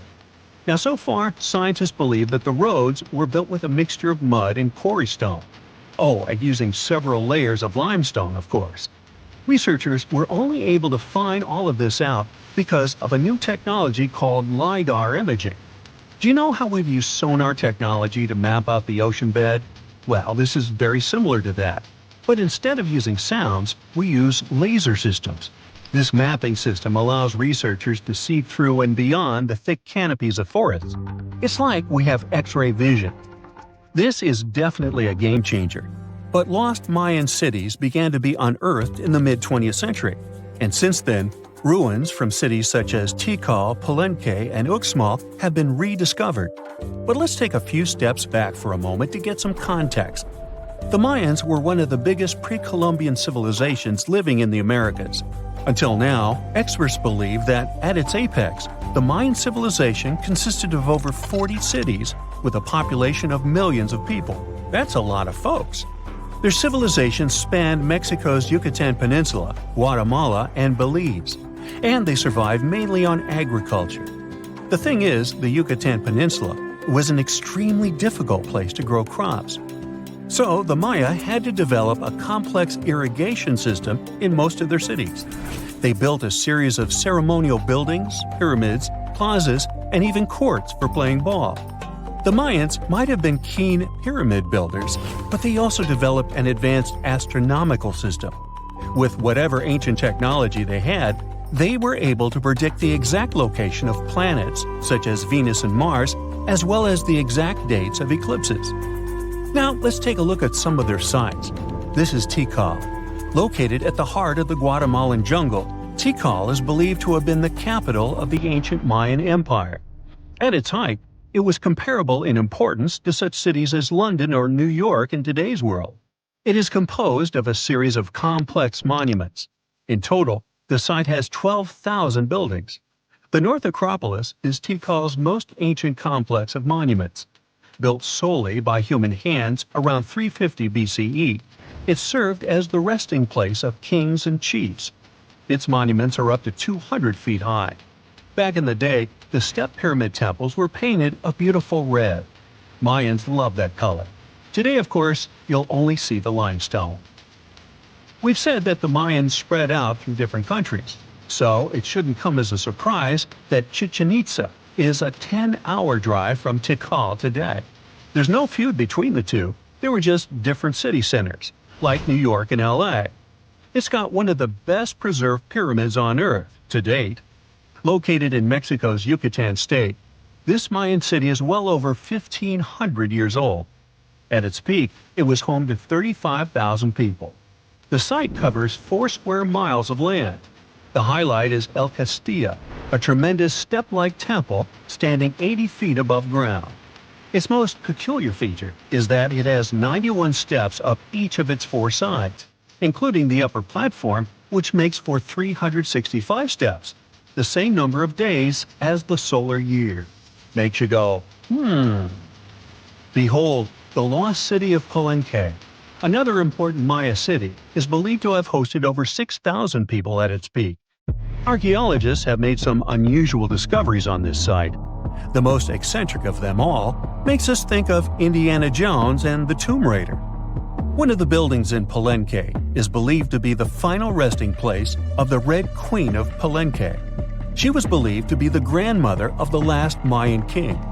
In her honor, a huge monument was built to keep her body after her passing. The discovery of the tomb itself was already thrilling. Archaeologists found an ancient monument when digging at the site back in 1994. The first they saw was a room with a hidden door. Once they opened the door, they discovered an 8-foot-long corridor. At the end of this corridor was the queen's chamber, and inside was the mummy of the queen herself. They found her to be accompanied by her pearls, jade shells, and expensive rocks. But as the team explored the remains, they saw something strange. The room was filled with a red-colored powder. Researchers knew that the color red was important to the Mayan people, but they didn't understand why the queen was buried with this unknown substance. They took a sample back with them for further analysis and discovered that the red powder was cinnabar, a very dangerous mineral. This powder, when inhaled, can cause severe health damage to a person. The team concluded that this could only be a trap for anyone trying to steal her riches. Talk about curses, huh? One thing that has always troubled researchers is the lack of evidence on the decline of this almighty empire. What could have been the cause of their demise? Was it a drought? Some disease? New research in 2017 did shed some light on this issue. Using data from a site called Siabal, located southwest of Tikal, scientists analyzed radiocarbon data from ceramics and archaeological excavations to extract new information about the unexpected passing of this great civilization. The information shows that instead of a sudden collapse, the Mayans most likely fell in waves of social instability and political crises. These events are believed to have deteriorated Mayan city centers and began causing the dispersion of the Mayan population. So, what's your take on the end of this story? There's this interesting ancient site near St. Louis, Missouri, that a lot of people don't know about. It's called Cahokia, and it used to be a huge city with up to 20,000 people living there back in the 11th century. It's full of these massive earthen mounds that were built by hand, and the biggest one is still there today, at the Cahokia Mound State Historic Site. Even though we don't know everything about this civilization, researchers have been able to piece together some information from the remains they've found. For starters, they found some pretty old teeth at this site. After studying their appearance and structure, scientists suggest that a lot of different indigenous groups lived there. About a third of them came from other areas in the middle of the continent, which they figured out by studying the different levels of various substances in the teeth. And get this, the way the mounds are arranged shows that this was actually a planned-out city, not just a bunch of villages grouped together. The rulers lived on top of the mounds, while everyone else lived in other structures. It's amazing to think that they were doing things like farming, hunting, logging, pottery, and weaving, all within this one giant city. Right in the middle of Cahokia, there was this giant mound that was about 100 feet tall, and around it, there was this huge wooden fence. Inside the fence was the city center, which had a big open space called a plaza. Archaeologists think that the plaza was designed to represent the 4 cardinal directions of the world. It was like the people who built it wanted to create a place that was in harmony with the universe. The center of the city was where they held ceremonies and events, and it was such a big deal that people from outside Cahokia would come to be a part of them too. What became of this city? Hard to tell. Some people think that the reason it fell apart is that they cut down too many trees and the land got all messed up. Other scientists believe that's not true because the soil was still in pretty good shape after the city was gone. The Europeans were not even around at that time, so they couldn't have influenced the downfall of Cahokia either. There's also one theory that suggests there were fights with other communities that caused the city to collapse. These days, there are over 65 preserved mounds, and you can even climb the steps of the tallest one. The best part is that local authorities are thinking of making it a national park, so you should totally plan to visit before it gets too crowded. Mohenjo-Daro is another lost ancient city that's still surrounded by mystery. Located in modern-day Pakistan, it was a city that flourished during the Bronze Age, and it was extremely advanced for its time. It had things like water systems and fancy architecture that other cities didn't have back then. Despite these features, it's not as well known as other ancient cities, like those in Egypt or Mesopotamia. What's even weirder is that at some point, the city was abandoned, and no one knows why. Archaeologists found the city in 1911, but it took a while for them to realize how important it was. Eventually, they uncovered a lot of really interesting things about the city, like its advanced sanitation system. Excavations uncovered over 700 wells, as well as private baths and a large communal bath. Remarkably, even private homes had toilets, and waste was efficiently disposed of through a city-wide sewage system. They also had a lot of trade connections and made some really beautiful objects, like pottery, jewelry, and figurines that were sold all over the region. Despite its amazing culture and knowledge, scientists have yet to figure out why the city was abandoned. Some people think changes in the nearby river might have had something to do with it. The writings that the people of Mohenjo-Daro left behind are still a complex code, even for the most skilled specialists, making it even harder to piece together their history. Have you heard of the lost city of Kolmanskop? It used to be a small settlement in the Namib Desert. Legend has it that it got its name from a man named Coleman who got stuck in the local dunes and was never seen again. But that's not the interesting part. In 1908, a railway worker found a shiny stone and showed it to the chief railway foreman, who turned out to be a hobby mineralogist. They discovered it was a diamond, and soon, Kolmanskop became the richest town in Africa and one of the richest places in the world. It had luxurious stone houses, a school, a hospital, and even an ice factory to produce ice for fridges. The hospital had the first X-ray machine in southern Africa, which was supposedly used to check if workers were illegally swallowing diamonds. Its popularity began to decline in the late 1920s when another diamond-rich location was discovered nearby. Most of the inhabitants soon began to flee the city in search of a better life, leaving the buildings abandoned.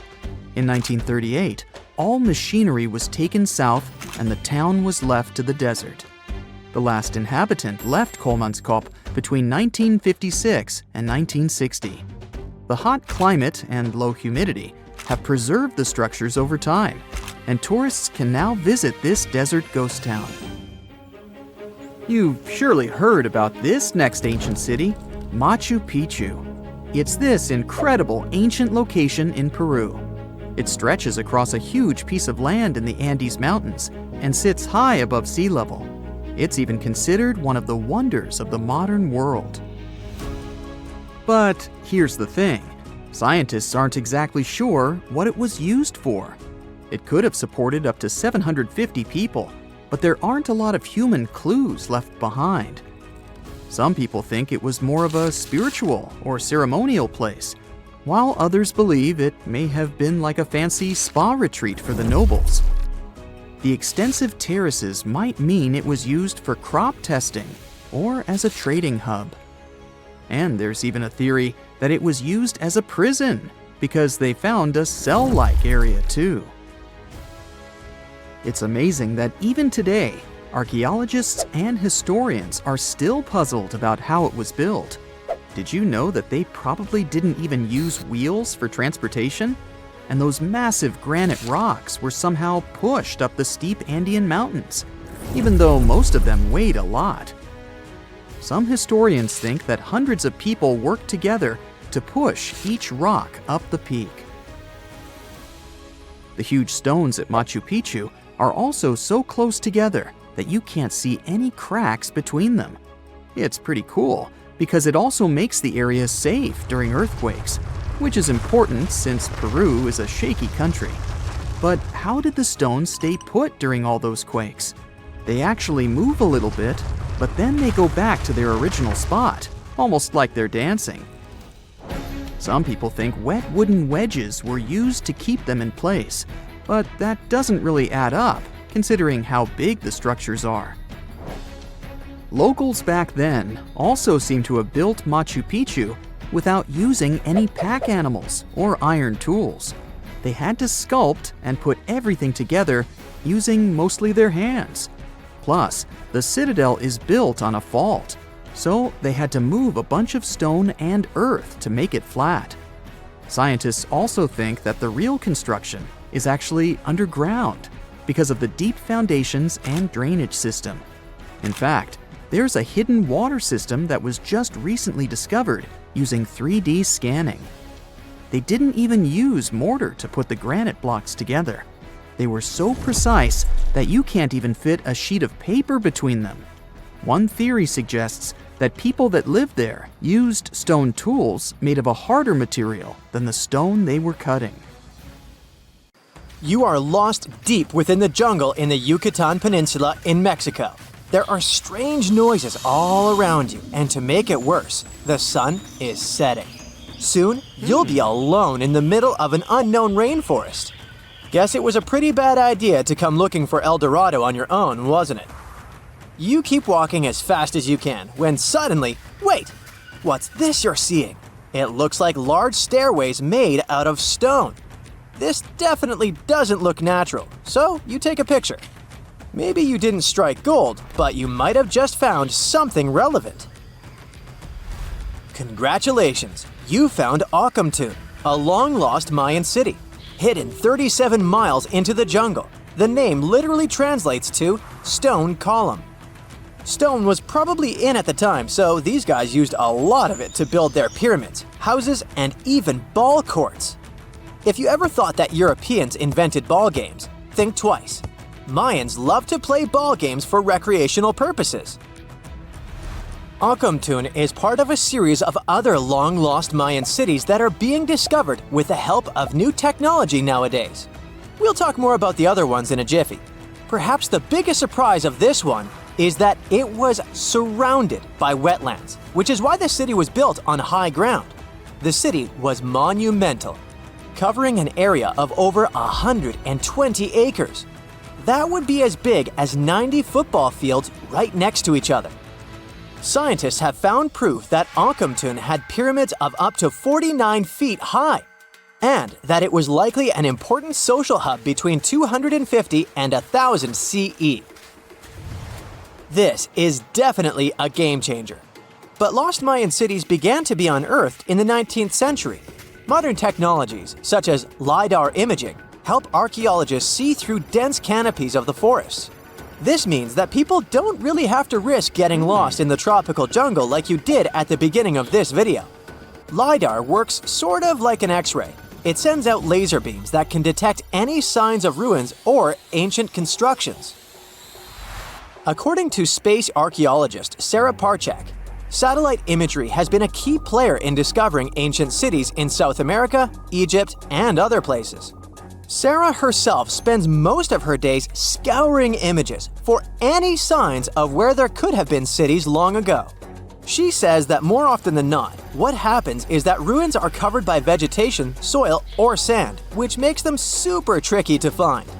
But thanks to these awesome tools, scientists also made the huge discovery of ancient Mayan causeways, which spread throughout old Mayan territories. I mean, take a look at these roadways. You'd expect to see ruins like this in places such as Portugal, England, or the United States. I'm talking about 130 feet wide roads painted white to help travelers journey through the nighttime. Scientists recently unearthed a 110-mile network of roads such as these, and they think this dates back to before the first registered Mayan highways we've known so far. These roadways, which sometimes ran over the swampy ground and were even elevated at times, are being called the world's first superhighways. Even if there is no registry of animal-powered vehicles, it's believed that the Maya used them to travel around a network of possible 964 settlements. They were built like a huge spiderweb, and from what archaeologists have gathered, this huge system of roads worked to connect a big system of economic and social interactions between Mayan cities. This completely debunks the traditional idea that the Mayan pre-classic period, which dates back to 2000 BCE, was made of small, tribal settlements. Imagine the manpower and engineering ability you need to muster to build something close to these white highways. Scientists believe that these causeways were built pretty much the same way as the Mayans built their pyramids, with a mixture of mud and quarry stone. Oh, and using several layers of limestone to make them white. That's pretty cool, right? But let's take a few steps back for a moment to get some context. The Mayans were one of the biggest pre-Columbian civilizations living in the Americas. Until now, experts believe that at its apex, the Mayan civilization consisted of over 40 cities, with a population of millions of people. That's a lot of folks. Their civilization spanned Mexico's Yucatan Peninsula, Guatemala, and Belize. And they survived mainly on agriculture. The thing is, the Yucatan Peninsula was an extremely difficult place to grow crops. So the Mayans had to develop a complex irrigation system in most of their cities. They built a series of ceremonial buildings, pyramids, and plazas. The Mayans might have been keen pyramid builders, but they also developed an advanced astronomical system. With whatever ancient technology they had, they were able to predict the exact location of planets such as Venus and Mars, as well as the exact dates of eclipses. If you've ever seen examples of ancient Mayan cities, this is Tikal. Located at the heart of the Guatemalan jungle, Tikal is believed to have been the capital of the ancient Mayan conquest state. At its height, it was comparable in importance to cities such as London or New York in today's world. It's composed of a series of complex monuments. The North Acropolis is one of Tikal's most ancient complexes of monuments. Built solely by human hands around 350 BCE, it served as the resting place of kings and chiefs. Its monuments are up to 200 feet high. Back in the day, the step pyramid temples were painted a beautiful red. Mayans loved that color. Today, of course, you'll only see the limestone. Then there's Chichen Itza. It's got one of the best preserved pyramids on Earth to date. Located in Mexico's Yucatan state, this Mayan city is well over 1,500 years old. At its peak, it was home to 35,000 people. The site covers 4 square miles of land. The highlight is El Castillo, a tremendous step-like temple standing 80 feet above ground. Its most peculiar feature is that it has 91 steps up each of its 4 sides, including the upper platform, which makes for 365 steps, the same number of days as the solar year. You can see that these folks were a pretty big deal, huh? That's why nobody can really understand what happened to them. There's a big lack of evidence on the decline of this almighty empire. What could have been the cause of their demise? Was it a drought? New research in 2017 did bring some new discoveries into the mix. Using data from a site at Ceibal, located at southwest of Tikal, scientists analyzed radiocarbon data from ceramics and archaeological excavations to extract new information about the unexpected demise of this great civilization. The information shows that instead of a sudden collapse, the Mayans most likely fell in waves of social instability and political crises. These events are believed to have deteriorated Mayan city centers and began causing the dispersion of the Mayan population. It's hard to pinpoint the exact causes, though. But hey, recent discoveries are shedding a big light on humanity's past. Not only about the Mayan Empire, but about other long-lost civilizations of South America. A major recent discovery in Brazil was done using satellite imaging technology and is also shocking scientists. Some images from near the Xingu River, also in the Amazon, suggest that cities of millions of people might have existed inside the jungle, way before our modern civilization ever existed. I mean, if this doesn't shock you, I don't know what will. Satellite imagery also detected a network of trenches dating back to 200 and 1,200 CE in the Bolivian Amazon forest. These proofs suggest settlements that could have supported around 60,000 people right in the middle of the Amazon forest. When researchers from the University of Florida went on ground to check the satellite information, they were shocked to find several mounds that were accompanied by ditches and geoglyphs. Archaeologists also found remnants of carefully designed walls centered around plazas, much like the type of construction done by the ancient Mayans. Hey, how do you feel about taking a trip back in time?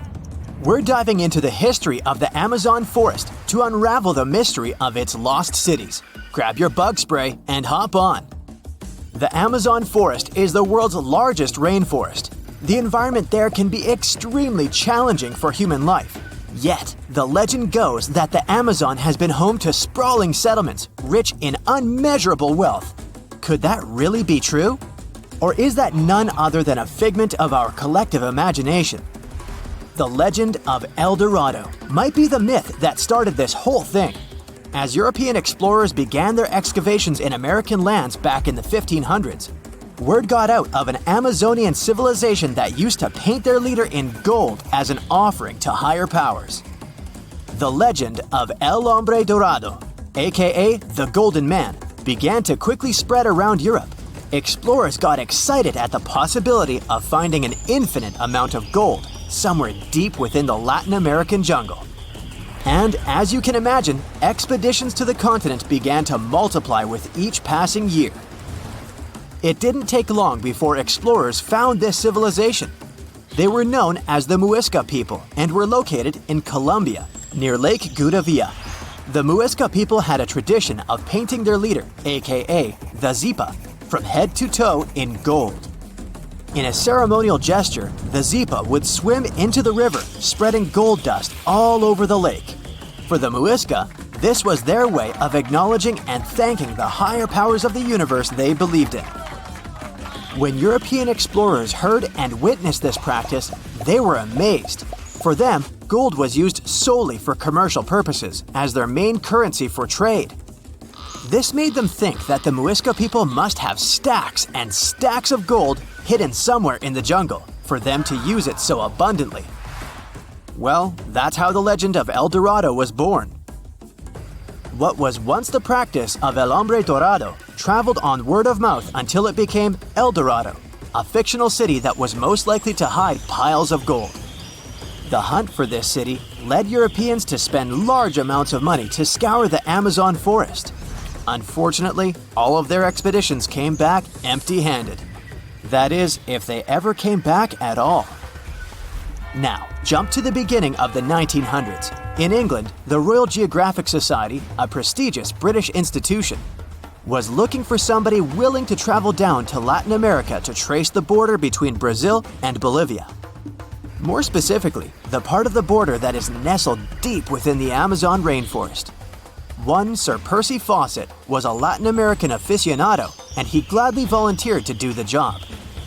Oh, it's important to note that the Amazon forest is virtually the size of the continental USA. It sprawls across 8 countries, including Brazil, Peru, and Bolivia. And trust me, getting around is no easy feat. The jungle is covered in dense vegetation, and in addition to that, it's home to insane predators such as anaconda snakes, panthers, crocodiles, piranhas, and so on. But despite all that, Fawcett was very successful in his mapping adventure and seemed to be wanting to come back more. Back in England, Fawcett would scour diaries from other explorers hoping to learn more about the ancient Amazonian civilizations. He would read about the Incas and the Mayans and the great empires they built. He believed that if the Incas were capable of building empires that stretched over 2 million square miles, this could mean that other Amazonian civilizations could have thrived there too. During his research, Fawcett came across a report from a 16th century explorer. The report told of a city deep within the Amazon forest that held unimaginable quantities of minerals, a town that stretched for 15 miles without any space from a house to house. This report fueled Fawcett's imagination to a new extreme. From then on, he became obsessed with finding what he called the lost city of Z.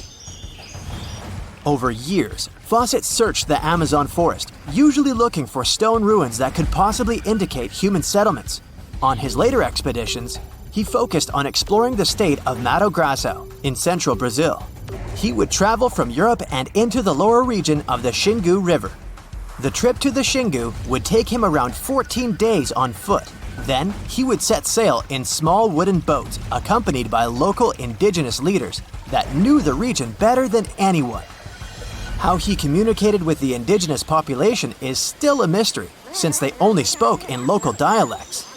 Some scientists believe that this could have been the real reason why he never found the city. They believed he wasn't able to communicate what exactly he was looking for. And this was not his greatest difficulty. As we've said before, Amazon is not a kind place for its visitors. In his diaries, Fawcett tells of encounters with a 60-foot-long anaconda, which he bravely survived. He writes of endless sleepless nights and waking up with his hands and feet swollen from mosquito bites. Some of his peers said he was invincible and tireless. But the day came during his 8th expedition when he didn't make it back home. Fawcett disappeared without leaving any trace behind. Some even suspect that he was close to reaching his lifelong goal. On the day of his disappearance, he sent an optimistic letter to his wife saying there was nothing to fear, and that he was setting out on a certain final search. Fawcett's failed attempt to find ruins seemed to support what had become a consensus among experts at the time, that this rainforest was too inhospitable to support large, complex societies, let alone cities. Experts were convinced that the Amazon's lost cities were nothing more than fiction.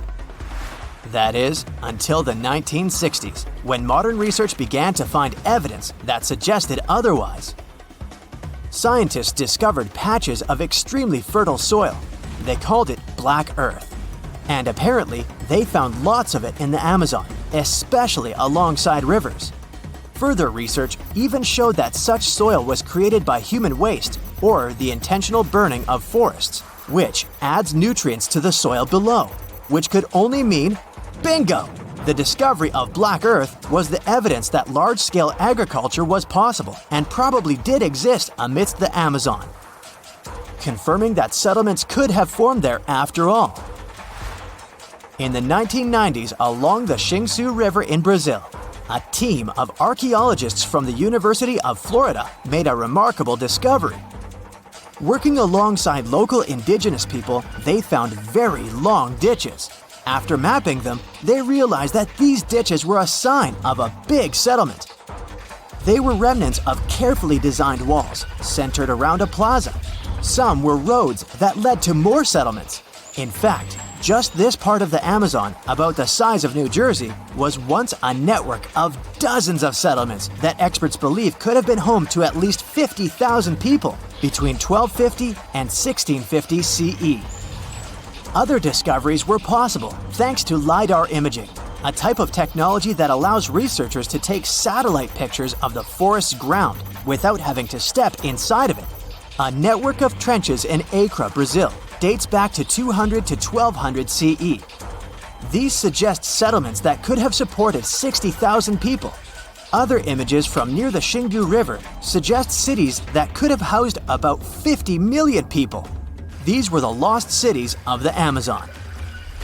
Believe it or not, these images suggest that Fawcett was very close to a major discovery. He was looking for the ruins in the right place, but he was looking for the wrong thing. Unlike cities such as Cusco, which used stone as their primary material, Amazonian settlements used wood and earth to build their cities. These materials are highly deteriorating and probably decomposed over time. Finding them required a bit more technology than what Fawcett had available at his time.